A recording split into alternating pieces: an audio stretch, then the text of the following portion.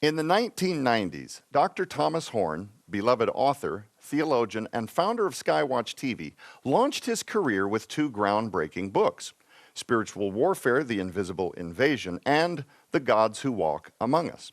When you look at the predictions that he made and how many of those predictions have come true, you realize that these warnings are almost prophetically more relevant now than they were when he first delivered them, as if these two books were written for this moment in time.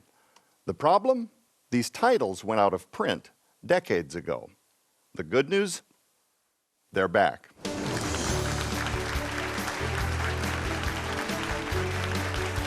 Hello, everybody, and welcome to SkyWatch Television. I'm Joe Artis Horn. Trust me, you are in for a royal treat as we revisit some of the most historical moments of Dr. Thomas Horn's ministerial career. But before we dive into today's discussion, let me introduce who's here. She's a credentialed, ordained reverend with a degree in Bible and theology, a powerful voice in Christian television, Donna Howell. Thank you.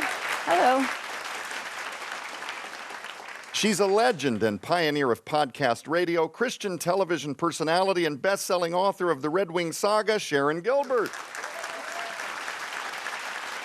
His broadcasting career has spanned for more than 40 years. He's the best-selling author of the groundbreaking books Last Clash of the Titans, The Great Inception, and The Second Coming of Saturn, Derek Gilbert.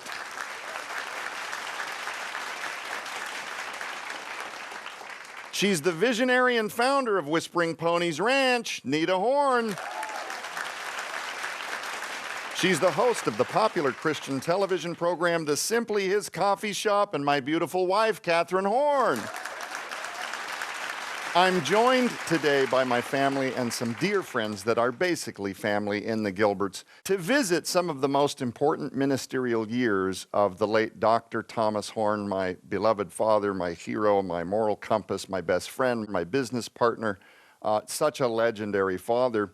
And we have something of a reveal today because most of the world don't know that in the 90s he wrote two very groundbreaking books that organized several predictions that have already come to pass and several that have yet to come to pass. And the reason that we decided to do this now is because we've had so many people that remember those books clamoring for decades, where did these books go? Why are they not in print? And of course, my father felt like those were early on in his ministry and that he'd gone on to write things that he felt were more timely. Right. But it was our contestation that these very important works needed to be put back in print. So let me bring these up on the screen for you. I'm going to read the title and the subtitles in the brand new work from Defender Publishing called Thomas Horn, The Early Years, two-book-in-one collection, The Gods Who Walk Among Us, and Spiritual Warfare, The Invisible Invasion. And Donna, I'm going to start with you because I remember being in my early to mid-teens during a lot of when our father began to write books. He was pastoring at the time. He became very passionate about doing something extracurricular. He used to say, I love parts of pastoring in that I feel like my words have impact, but then he would kind of visit these feelings of the message being inadequately delivered in a lasting way. Right. He would really grapple with, but what happens Monday, Tuesday, Wednesday? He would say things like, I don't want to just feed people for a 24 to 48 hour cycle. Right. I want to do something that is timeless. Right. I want to put my thoughts to pen. I want to make sure that these predictions, that what God has given me in terms of download, stands the test of time. And so I remember some of these moments. Mom, we lived way out in this place called Foster in Oregon, and we had, 5 acres and some land, and we called it the Foster home. I remember him sitting in his recliner one night, and the lights were very dim, and I was supposed to be in bed, but I had kind of navigated my way to the living room in an offshoot that maybe I could bargain with him for some extra time to play Nintendo, which never succeeded. But for some reason, this particular night, I was feeling inclined to try.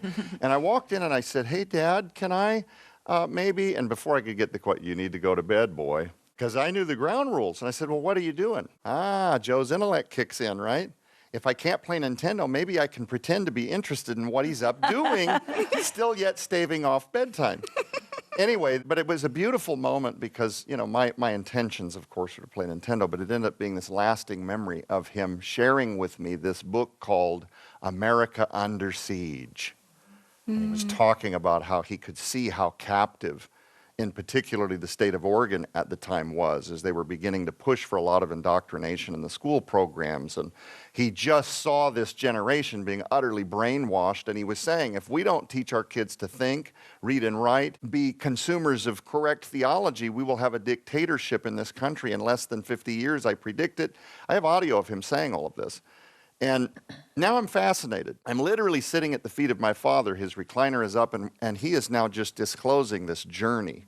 And the book, America Under Siege, which ended up being retitled by the publisher at the time, Spiritual Warfare, The Invisible Invasion. So for most of the world, Tom Horn is remembered as this titan of biblical theology, or maybe by the secular audience as a controversial character, but he was so much bigger than life. If you ever came across the conversation of Bible prophecy in the first place, it's very probable that you're going to run into people like Derek Gilbert, Mike Heiser, Dr. Chuck Missler, Russ Dizdar, Thomas Horn, Steve Quayle. At some point, you're just going to find the Mount Rushmore of these Titanist thinkers that visit the old gods and Bible theology and where we're going in the book of Revelation and what's coming next. But to us, he was Dad. And as kids, we totally took for granted this awesome thing that God was doing in our dad's life, who is now on radio and now doing television programs. We very much got very used to that. For folks who are just now hearing about this early years collection, give us the rundown on what our father was diving into during the writing of these two books and what he had hoped to achieve. Well, the first thing that he wanted to achieve, of course, is to bring a couple of things in the world of theology that had been the absolute mainstay, first way that we interpret theology back in the old days, that at some point, thanks to originally Plato, then Augustine, and all of these theologians throughout time that decided for us that everything that was physical was carnal, and therefore everything is a sin, and so the only way to interpret Scripture is this other new way, and we had to steer around this. At some point in recent history, 500-600 years, the church moved entirely away from the idea that Genesis 6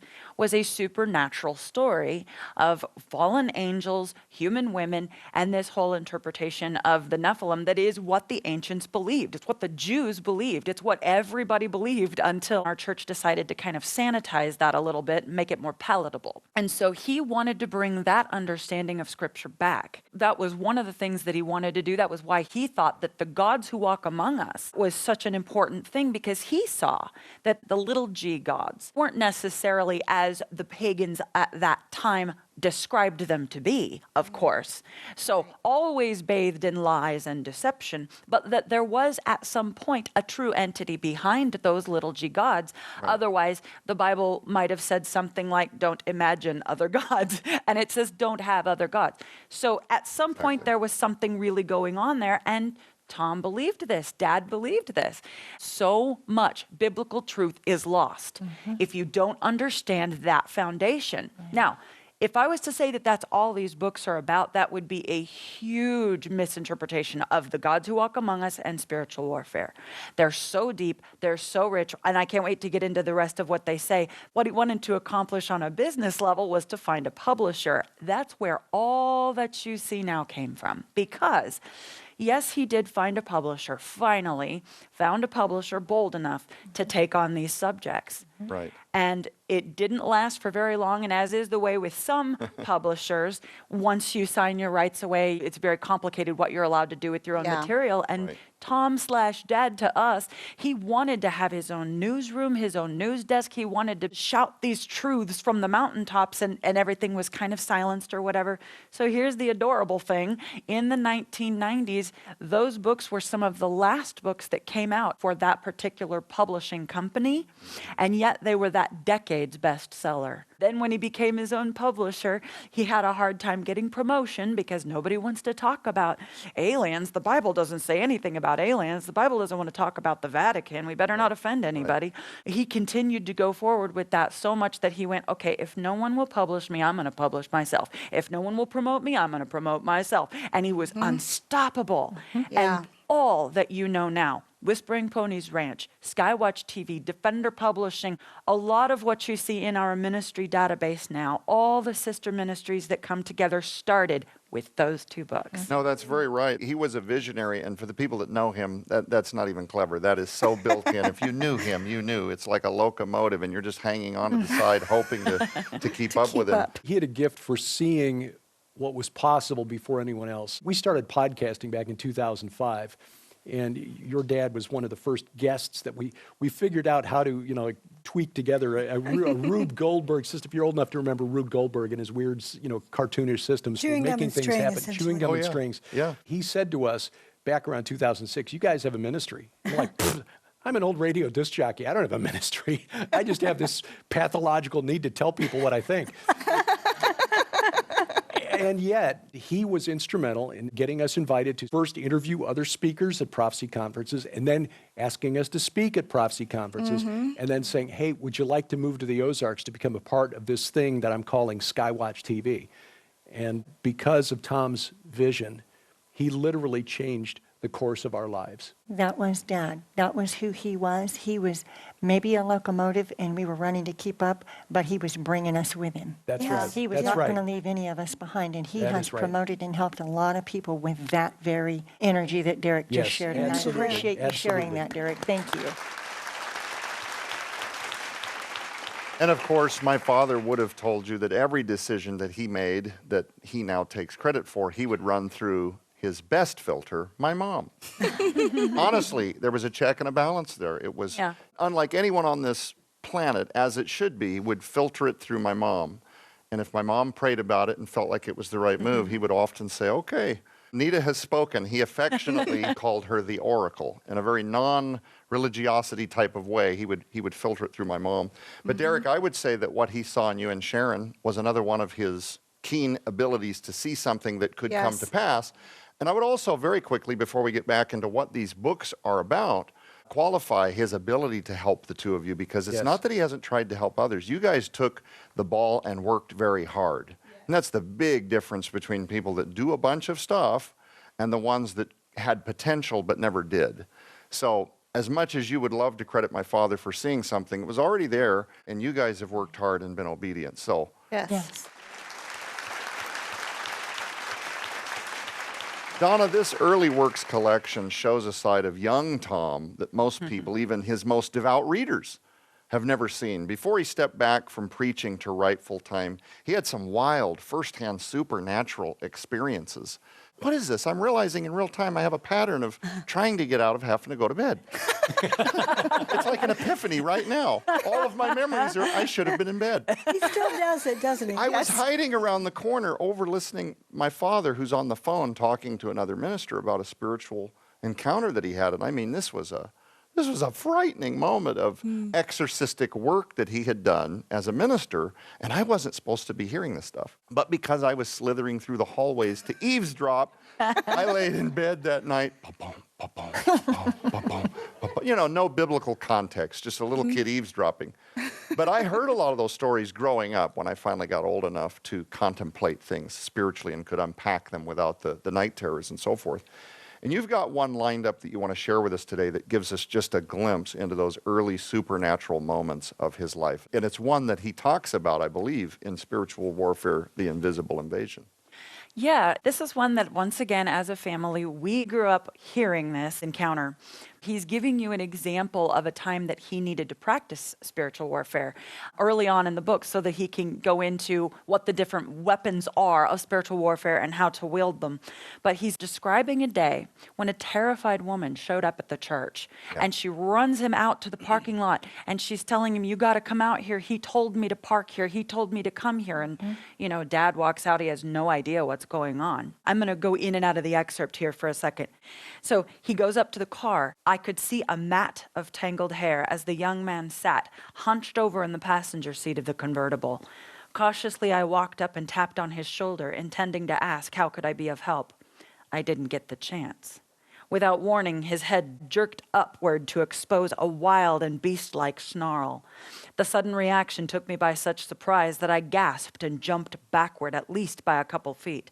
His face was distorted, and he spoke with a growling, guttural voice. Okay, so this is the stage that's being set here. Right. Now, we know as kids that this man continued to call him man of God. They had never met, But this man continued to call him man of God and continued to proceed right there in front of everybody, the entire congregation of the church, our family and everyone, to tell him how he was going to proceed to end Tom's life is what was going on. This man had done self-injury to himself that day. He was a very scary sight. Before the guy got out of the car, our father writes that he felt the need to say, "Lord, the battle is yours."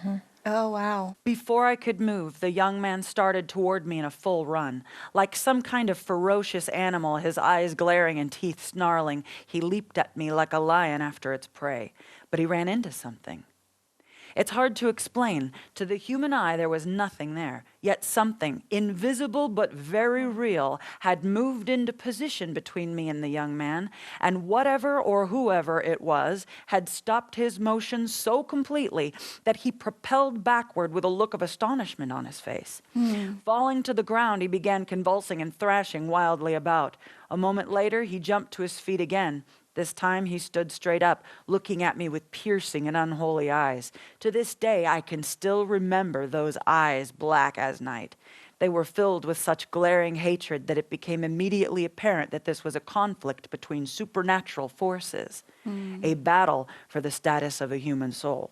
Later on, Tom writes that he found out that the woman had said to him, "Where are we going?" And the man hunched down in the car like this and told her, "Go left, go right, go up," without ever looking at the road. This whole thing was so incredibly supernatural. Now, there's a lot of narrative between what I just read and what I'm about to read, but it involves a lot of thrashing about, men holding this man down, everyone's praying, they're on their knees, and a lot of people are praying in a kind of boldness that they didn't have before because this wall had just shot up, and nobody could even explain what it was, but they knew that the Lord had the glory that day. Listen to this.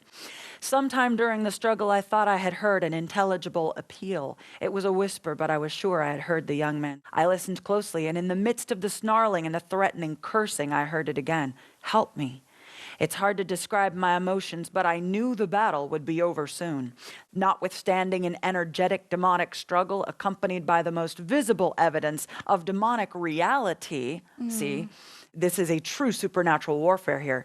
A beautiful and full deliverance came through the name of Christ Jesus. The young man convulsed and then collapsed, and the demon came out of him. Mysteriously, at that very moment, a herd of horses in the field across the road from the church began kicking and neighing and running frantically in the opposite direction. Throughout the neighborhood, here and there, dogs howled with an eerie howl. But the young man's eyes opened with clarity, and in his right mind, he accepted Jesus Christ. Hallelujah. And some people might be wondering, why did Tom ever stop telling those stories? Two main reasons. He explained this to me one time because I asked. The first thing is he did not want to alienate the skeptic in the room. He didn't want to be off-putting or come across like some, blasty preacher to the person who's a little newer to the supernatural worldview. And the second reason is because people started to follow him for the stories. They wanted to hear more stories. Tell us another one, Tom. What next thing happened? And it got a little bit woo. And he told me from the very beginning, look, it was not for me. It was never about attention. It was about impact. Yeah. The Bible, Jesus Christ and him crucified. Yep. Yes. Amen. That's good. I feel like it's so important to bring some context to this as well. You guys would probably agree. A lot of Bible prophecy have become very popular genres for discussion. There's a new generation coming up. They're learning about words like Nephilim. They're, Ezekiel's wheel, and what does Revelation say about different things. And some of it is being filtered through really hard-line biblical truths, and some of it is just kind of a genre. Right. You have to understand contextually, my father was the most serious as a heart attack person that I've ever known in my life, and was not a ghost story teller. He was not one of these that had a lot of these stories. They caught a bass and it was 12 inches, and then the next year it's 16 inches, and it keeps getting bigger and bigger. He would have just a handful of these stories, and a lot of this was way back in the 80s and 90s. Yeah. Which is another reason that Donna correctly asserts he wanted to make sure that he wasn't damaging his testimony with too much titillation that the world would basically dismiss skeptically as a fringe pursuing nut job. Right. So he would measure how much he would reveal. Does that make sense? Yeah. Well, ladies and gentlemen, we want to remind you that SkyWatch TV is a viewer-supported ministry, and right now when you order the new book, Thomas Horn, The Early Years, which features both complete original works, The Gods Who Walk Among Us, and Spiritual Warfare, The Invisible Invasion from the SkyWatchTVStore.com, we're going to send it to you as our gift for your donation of only $25 or more, which includes free shipping to all U.S. addresses. But right now, and just in time for the holidays, you have an opportunity to upgrade your gift to include the entire Dr. Thomas Horn Definitive SkyWatch TV collection that features the complete anthology of all of his greatest television series on 8 DVDs. That's 96 episodes, including the very first pilot of SkyWatch TV ever, and has a running time of 45 hours. But this special upgrade also includes Dr. Thomas Horn's Rome and the Star God DVD that reveals the Faustian deal with the devil that has been made between the Vatican and our, quote, alien brothers as the world awaits the arrival of who they refer to as the Star God. Also included in this special upgrade are both volumes of the SkyWatch TV Classics audio series on MP3 audio CD. This incredible, nearly 30-hour collection features 6 of Dr. Thomas Horn's all-time, most listened to audio series ever, including Something Transhuman This Way Comes, The Coming Replacement Humans, As It Was in the Days of Noah, Conspiracy Theory Special Edition, The Coming Zombie Apocalypse, and Psychotronic Warfare. All of these amazing original works sold separately hold a retail value of nearly $300. Yours now for your donation of only $69.99 or more, which again includes free shipping to all U.S. addresses. Once again, your support helps SkyWatch TV continue reaching the world with the gospel of Jesus Christ. You can scan the QR code on your screen using the camera app on your phone for instant access to this special opportunity. You can also visit us at SkyWatchTVStore.com or call 1-844-750-4985 and ask for the book Thomas Horn, The Early Years, and or Thomas Horn, The Early Years with Special Upgrade Legacy Collection right now. Friends, it's not a collection that you're going to want to miss out on. Donna, with just a few minutes left on the clock, you know, we've said it throughout this program that to us he was dad, to the world he was this person of either controversy or he was a hero to those in Bible prophecy. So it's easy for us to kind of take for granted some of these major predictions that Dad made decade after decade after decade. Give us just a few that he made in these books and some of the ones that we knew about as a family. Yeah. Just to mention a few, he said that he thought the following things were going to happen. These were predictions at the time. Certain controversial practices within witchcraft and Satanism, once outlawed, would someday become protected and even celebrated as expressions of religious freedom. And remember, this is in the 80s and 90s. It was legal at the time, but he predicted that not only would abortion explode, it would explode with government support so extreme that it would override parental rights even for underage girls. Wow. That's 80s right. and 90s. That's right. Radical sexual ideologies were climbing, and they would explode at one point to untouchable status, where parents are stripped of their authority to protect their own children in the movement. Yep.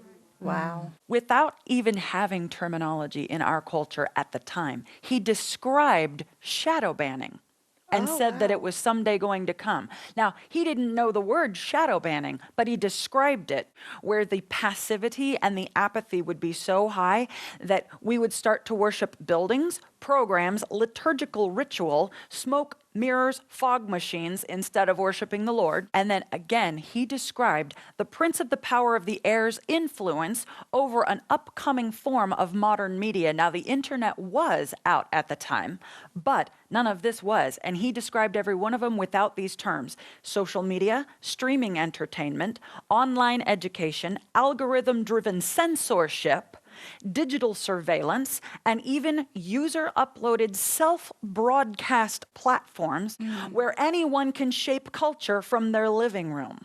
He was ahead of his time in an area called ideological warfare. He even called it ideological warfare, but he didn't know the rest of these terms. He saw all of this Right. coming. You know, I remember all of that too, Donna, over and over and over again during our father's ministerial career. Just as a father, you know, the world would scoff, many pastors, oh, Tom, he's nuts. But then he predicts the surprise resignation of Pope Benedict that completely shocked the world. When Pope Benedict resigned, it was the first time in 600 years that a pope had resigned early. He also predicted 1 year before it happened that a colleague of ours inside of the Assemblies of God would be killed, and he even described the circumstances in which it was going to happen. It was all part of a resignation letter that he wrote. He would have either a dream or he would experience a moment, and when he began to speak, you could almost bank on this is going to be a very likely eventuality. Job 33:15, in a dream and a vision of the night when deep sleep falls on men while they slumber on their beds. Then he opens the ears of men and terrifies them with warnings, that he may turn man aside from his deed and conceal pride in a man.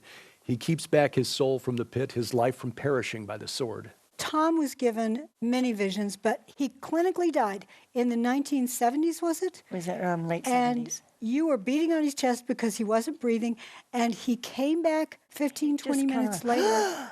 Yes, and he said he'd been with the Lord, and he had been given visions of the future, but he was told, but you won't remember it. Right. That's right. And what happened is, as he needed to know it, the Lord would remind him of those things in a dream or a vision, and he foretold the future. The Lord chose your dad for a very specific purpose, to bring these things to our generation and to our children's generation. But as he wisely said, it was good that he didn't allow me to remember these things. Otherwise, I would have gone in that direction. He would- Yes. and I Yep. would have tried to make things happen Yep. in my time instead of in the Lord's time. Right. We are by nature prideful. Yes. And even those of us in ministry, if the Lord shows us this amazing future where hundreds of thousands of people would be, there to buy our books the minute they came out, yeah, we would aim for it. Right. But the Lord takes us on a very convoluted path to teach us along that way. Right, right.